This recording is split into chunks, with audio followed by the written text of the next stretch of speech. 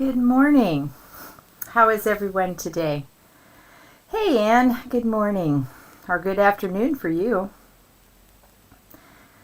It is a lovely day here in Sonora. The weather has cooled off, and it's just the last couple of days have been such a relief from the heat that we've been having. I understand it's coming back next week, though, so we'll enjoy it while we can.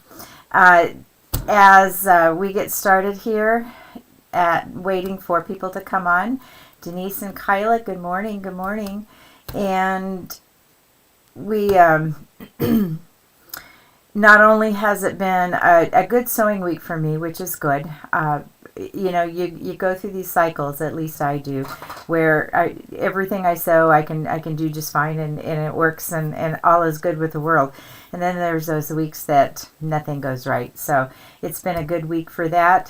I've been spending a lot of time getting ready for my retreat in Michigan coming up the 1st of October, getting excited about seeing good friends again and spending time with them. So as all of that is going on, we are ready to start sewing today on our Desert Windmills quilt. Really excited about this quilt. As I finish each block that I'm going through, it gets exciting to see how they go. And please, in the comment section, let me know which way you're going to go in terms of sewing your block together. Whether you cut out all your fabrics to do it the way the pattern says, or to try some of these new thoughts and ideas that I gave you last week. So we'll kind of go through each of those things today. But it does give me a little sense of who you are, and as you're coming on, if you throw in the chat box, those of you who can, just how you approach your quilting and what you enjoy doing, and for future projects and stuff, that's always helpful too. So if you can throw in the chat box which way you're going to go with that would be lovely. I appreciate that. And now I'm going to jump down to the table so that we can get started and look at what is happening today. Oh, that looks, I don't know if that looks a little blurry to you. All right. Well, I think that's as good. So on my table, I've started the one block today just so I can show you in a little bit quicker fashion how to go about those things. So I cut each of my blocks, and as I shared with you, I'm going to use the single star papers. I'm also going to do the 4 at a time flying geese, and so I'm going to show you the trimming of that, the sewing of that, all of that today, as well as a quick demo also on the way the pattern is written, which is also a very good way to do it. It's been around for a long time, and we've perfected it if we've been quilting for a while. So I stacked up, I cut all the pieces out for one block. And so I did it by rows, then I stacked them so I'd be ready. So I have my single 2-inch blocks, I have my 2 5/8 inch blocks, and my 4.5 inch square. So that is the lightest flying geese section to the quilt. So I started with the top, and so that's right there. And then I'll just leave that there. And then I went to the next section, which doing my half square triangles using the paper, and also making my flying geese. And so I kept stacking those up, and just put each row that I had in a pile. Once those piles were done, I stacked those piles, and I have all of those for the 12 blocks that are part of this quilt. So that is what we did from last week. So I'm going to set that aside, and going to the making of the block. I already started a little bit of it simply for the sake of time here. If you are doing your blocks the way that the cutting shows you in the pattern, I just want to take a quick minute to show you how that goes. To make a half square triangle, you are going to take your squares that they had you cut, and you're gonna cut them, each one, through the middle. All right, both, your medium, your light, medium, or dark, whichever you're working on. And I'm just doing a practice run for you. So each of those squares that you cut would be cut in half. And also for the flying geese, you're going to do, you're going to kind of do the same thing. And there's two ways that you can do that. So we'll wait on that one for just a minute. So for your half square triangles,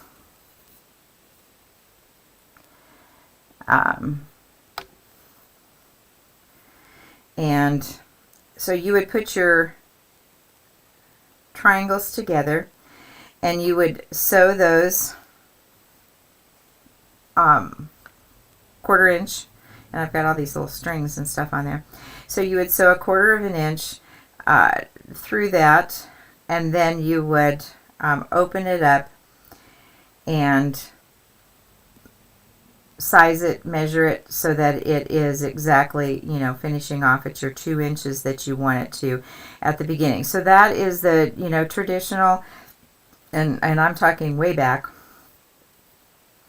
doing that. Or you could cut it the finished size plus 7/8 and draw your 3 lines through the center and make your half square triangles that way.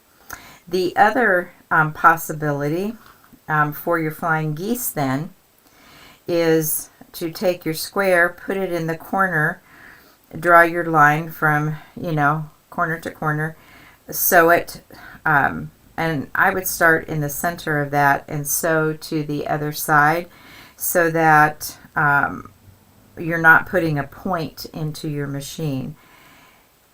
Bring that back and do the same thing on the other side. You need to press it back because this is going to lap over so that you have that 1/4 inch seam. And the way that they had you do it, you were cutting a square, cutting it twice. So you would have a large triangle here, and you would put, your you would sew your triangles to the side. Simply, let me get a gray one so it looks different. And so you would sew it to the side if that triangle was, and I didn't get it all cut to the same size. You would sew that side to get on, and then you would sew the other side and make your triangles that way. And you need a total of 16 of the flying geese, and you would also need you'd need 12 of the half square triangles for each block. Is there any questions on the traditional?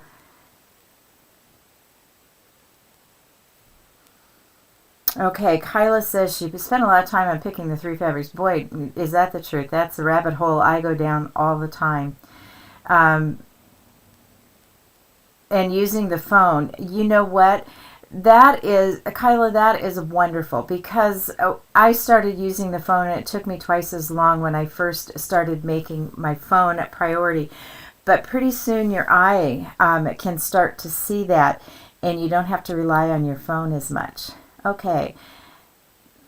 What size are the finished blocks? They're 12 inches, or 12 and a half unfinished, and 12 finished. And each one of the quadrants is a 6-inch finished block, a 6 and a half unfinished. So that's the sizes. And if you have the pattern, I believe it says that in the pattern. I can't promise that, but I believe it does. So I took the group that we did last week, and I started sewing just for time's sake. So I'm going to start with my lightest strip on the pattern right here. So I'm going to make this row, the 4 rows for the 4 quadrants first. So I'm going to make my flying geese, and I'm also going to add the 2 squares on each side. So to do the flying geese, I'm going to set the 4 blocks to the side for the moment. And so to do the flying geese 4 at a time, I am going to use my Sew Steady mat that I have under my machine. If you do not have a Sew Steady mat, you would need to mark your squares with a line through the center of these to match those up. But I am, so if I did not have a Sew Steady mat, basically I would do this prior to laying them down, but I would make that, I would take each of these and do the line. Let me grab my pencil. And I would make a line through the center of my paper. That way, when I'm working on that, I would make sure I had that correct. I used pins, but I kept sticking myself. So I went back to the glue. This is Acorn Precision Glue, and it works wonderfully because it holds everything in place. And I'm just going to put a tiny dot in a couple of places so that everything stays put for me.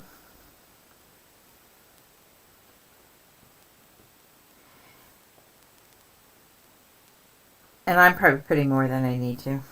I don't know why. I just am. So I'm going to realign that and then do a little bit of the same thing. I'm just going to go with the 4 edges and barely a dot of glue. And your needle goes through this if you get your glue in a place where you're actually sewing. And so I'm going to get that lined up. And then simply so that the glue dries quicker, I quickly hit it with an iron. It's all in place. And now I'm going to go to the machine and I'm going to line it up.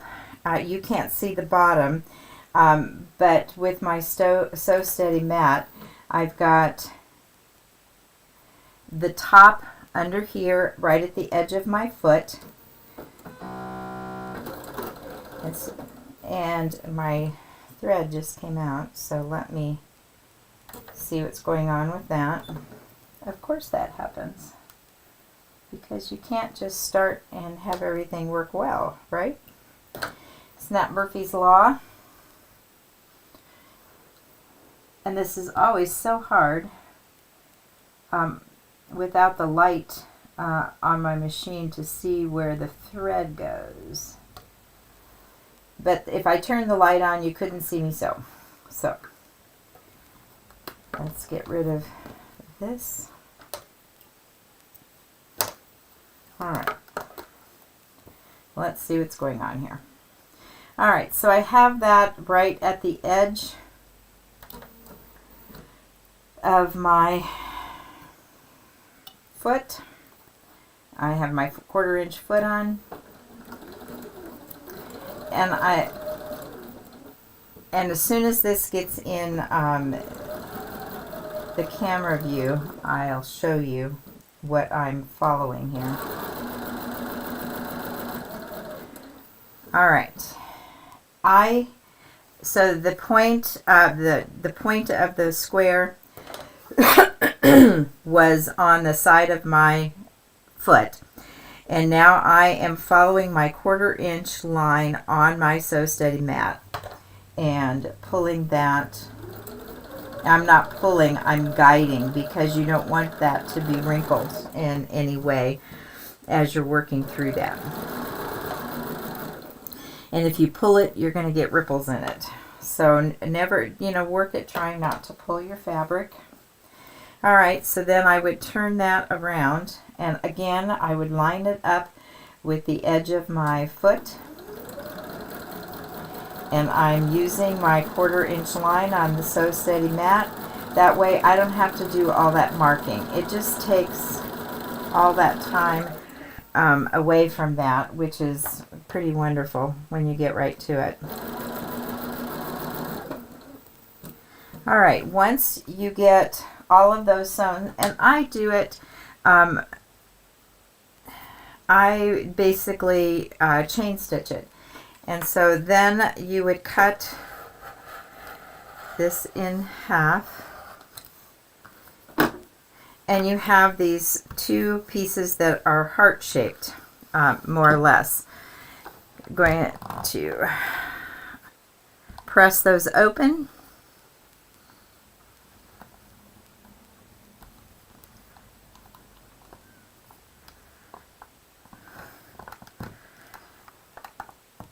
And I will get,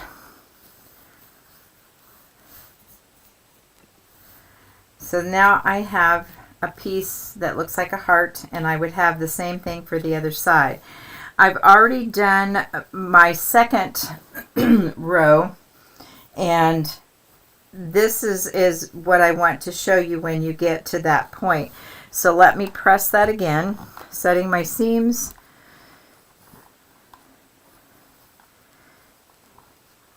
Because these stripes, if you have the excuse me, if you have the kit, and again, you really don't want to, iron on this because that gets pretty tough.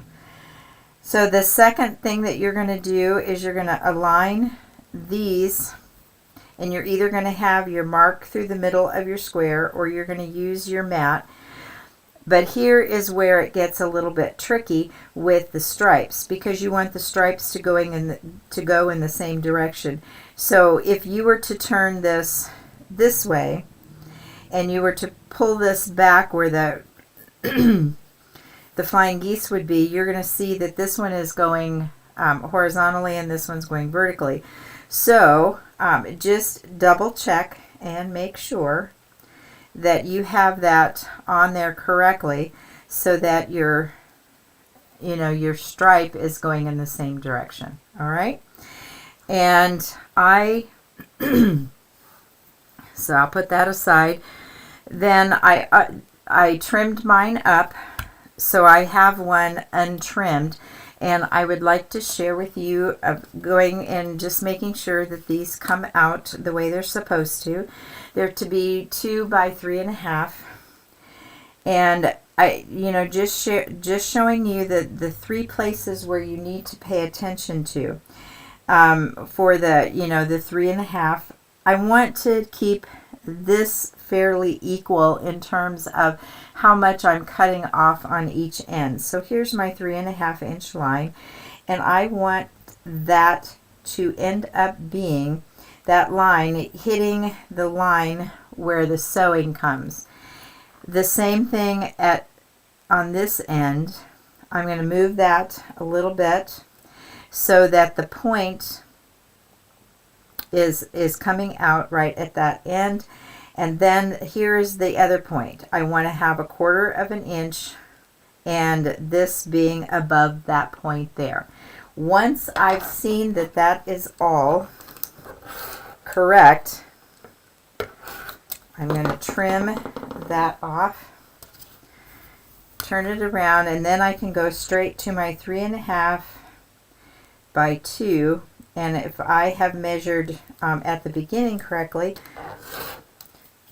and this always feels so awkward because of the small space. All right, so now I have trimmed up, and I have my 1/4 inch here, and these have come out correctly on both ends, watching that. So trimming up those pieces. So then it comes to making the half square triangles that go on the end of that. So I'm going to go to my next section where we use the paper, and I'll just set that to the side. So I have my Star Sangle paper at 1.5 inch finished blocks because that's what I want it to be.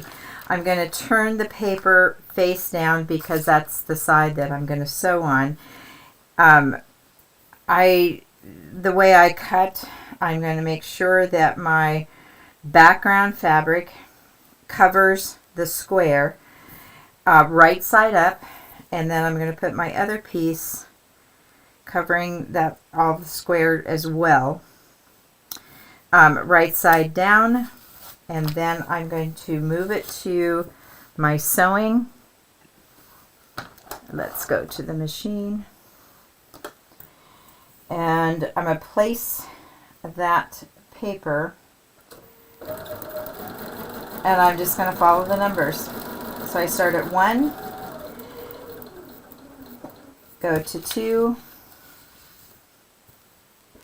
and you really want to stay on the lines as best you can and stop in that circle. Sometimes I find that I have to move. Let me get rid of this.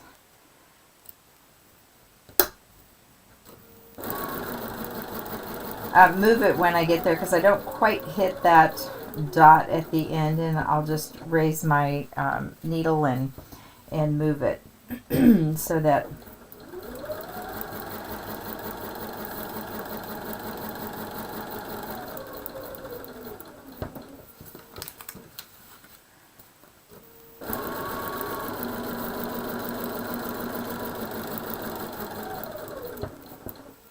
and there's one of those moments. So you know,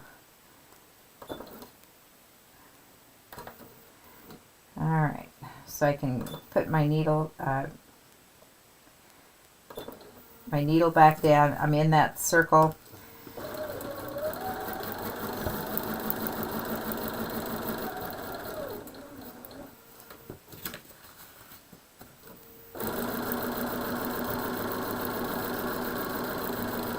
And the reason that I like using these papers is simply for the accuracy.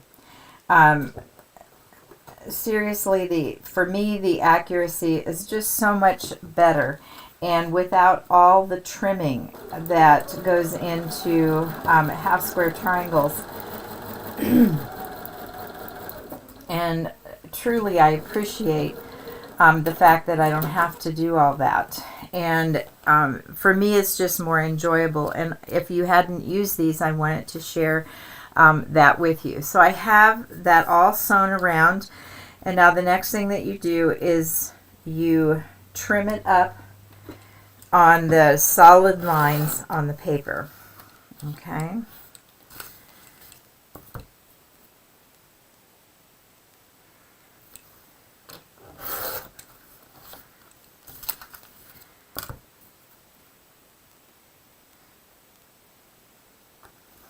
So wherever there's a solid line is where you're going to be doing the trimming, or cutting, actually. Not really trimming. Okay, let's get rid of that stuff. All right. So there's a solid line in the center going both directions, vertically and horizontally. You're gonna cut those. And just a note, if you can barely see the line next to your ruler, you know you're going to cut directly through it. If you were to cover that up with your ruler and not see that line, you would have overcut on one of them. So I just make sure that I can see just a tiny bit. So I have those now, and now I'm going to cut through the center because I have another solid line. Okay, so I would cut all of those apart. I'm not going to do that right now because I have, I'm going to set that aside. Here they would be completely cut apart. Then you simply remove the paper. And I'll run my, my thumbnail across. It just makes the paper come off a little bit easier. Tear that off. And I have my half square triangle that, again, I will set the seam and run my iron along that and just let it sit for a few minutes.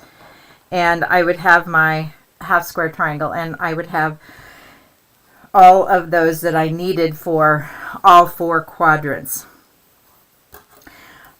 I don't think you have to do this. It just adds a little less bulk. I go through and I cut off those bunny ears. All right.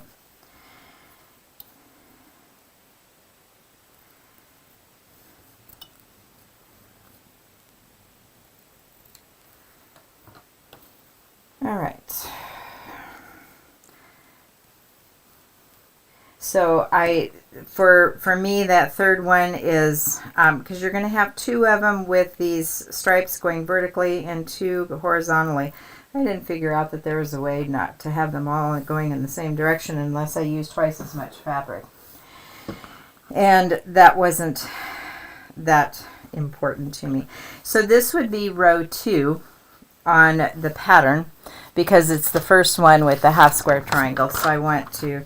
So this would be this row that I would be putting together. So I have, sewn my half square triangles on the triangle paper. I have made my, 4 at a time flying geese. And here's the vertical one. And now I'm going to put it together. So the picture will show you exactly how to lay them next to it. And so I'll put this.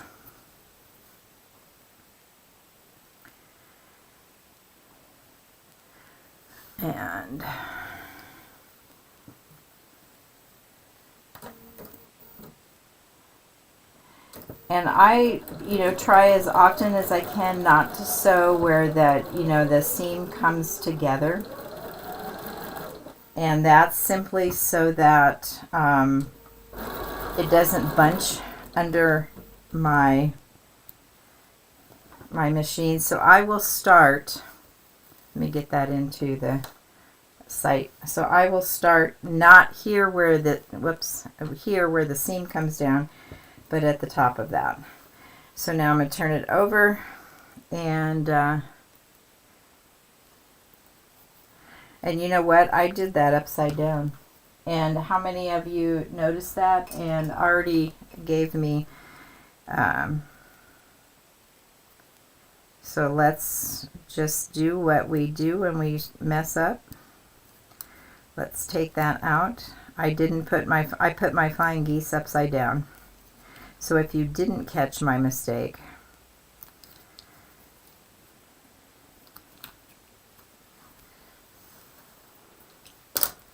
I knew something didn't quite look right. So this goes this way and that goes that way. And let's go back so that you can, so this is the way it should look. The flying geese needs to be pointed to the top, and these need to be going this way. Knew something was wrong and didn't catch it. So let's try that again. All right.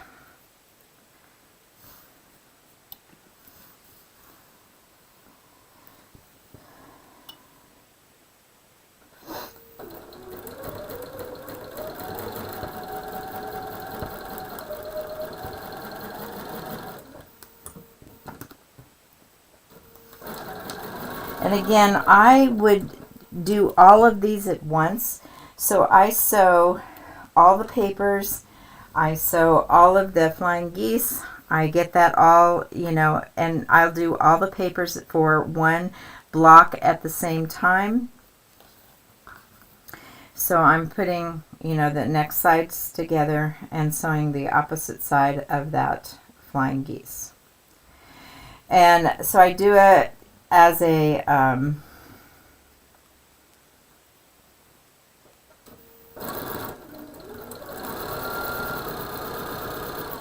chain stitching, and that just makes this go much quicker for me if I chain stitch. I'm basically trying to show you how each row goes together at this point. So now I have my, you know, flying geese unit, and when you are pressing this, the top row, you would press this out. This row would be pressed in, this row would be pressed out, this row would be pressed in, so that when you are sewing each row together in your quadrant, they're going to butt up against each other. So this is the second row, so I'm going to be pressing those in. So I'm going to set my seam and then press it to the inside.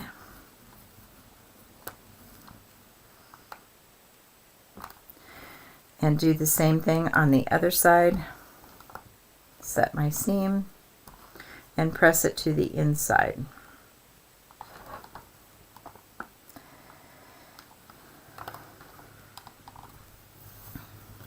All right, so there would be row number 2, and it goes this way. All right, so each row would look the same, and you would sew those rows together all the way through. Are there any questions as you're putting this together? If not, when using the star single paper, I shorten the stitch length a bit. That's fine, Kyla. I don't feel that I need to do that because the threads cross over. And if I did make a mistake or whatever, it's just easier for me to get out with the threads. But absolutely, I know that we've all been told that we should shorten that up so that the paper comes off easier. And that is, from what I understand, the purpose of shortening our stitch length so that the paper tears easier. But I don't find that it's hard to tear that paper if I run my thumbnail along it. Good to hear the smoke isn't so bad today in Canada. No, Cindy, I hope you saw that I changed the stripes before I sewed it.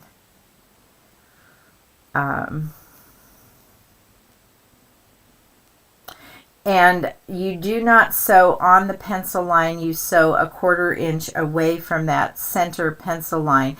If you draw all 3 lines, then yes, on either side you would sew directly on the line, and you would cut down through the middle line on that for that, if Alice, if that's what you're asking.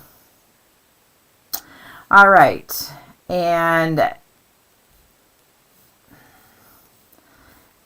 so you would, on that line, you would cut down that center line if you're drawing on it. So unless you have any questions, then hopefully you can start sewing. So again, just to kind of reiterate and explain one more time, when I'm looking at the pattern here, I do this pattern as, you know, I do one at a time, because if I tried to do more than that, I would totally be confused. And so I have my stack of fabric already organized so that I have row 1 together, row 2, row 3, and row 4.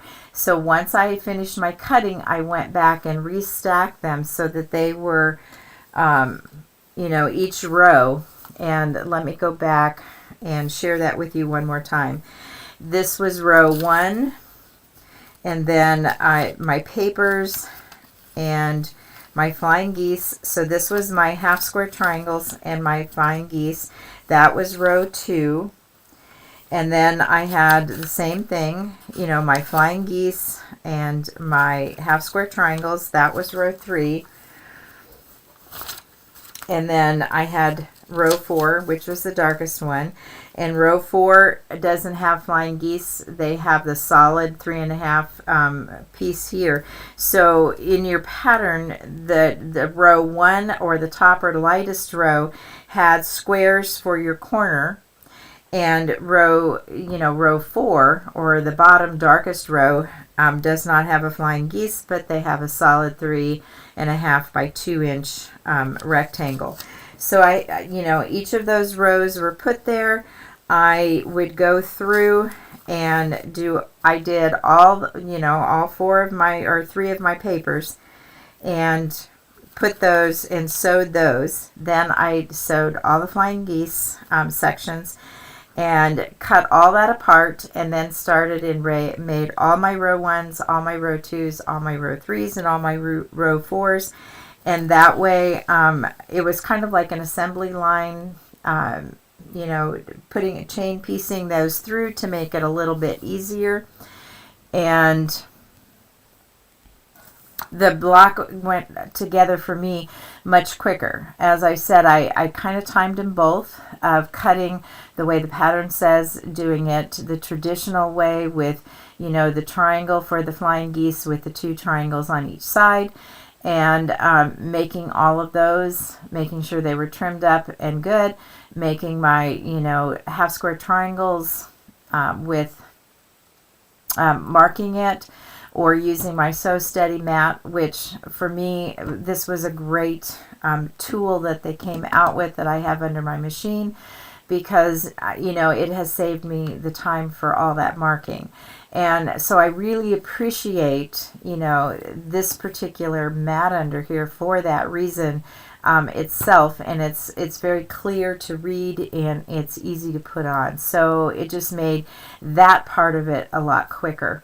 And so as the blocks come together this week, there's quite a bit of sewing to do for the 12 blocks, but they do go together pretty quickly, and they're stunning. I keep looking over at my wall, my design wall, and they're just pretty.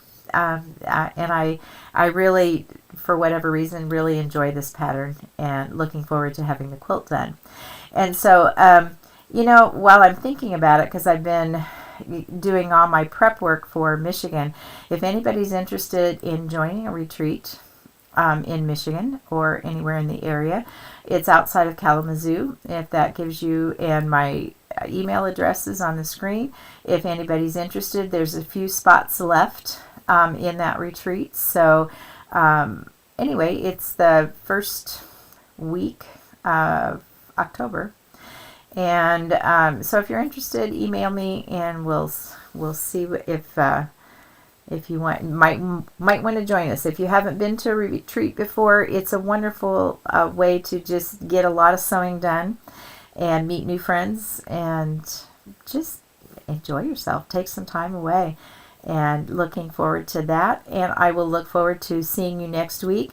Send pictures, put them up on the forum of your blocks when they're completed. And if you have any questions, you can always ask in the forum. You can email me on the thing. Let me double check the questions. And yeah, the supply list, Kristen has put all that up. So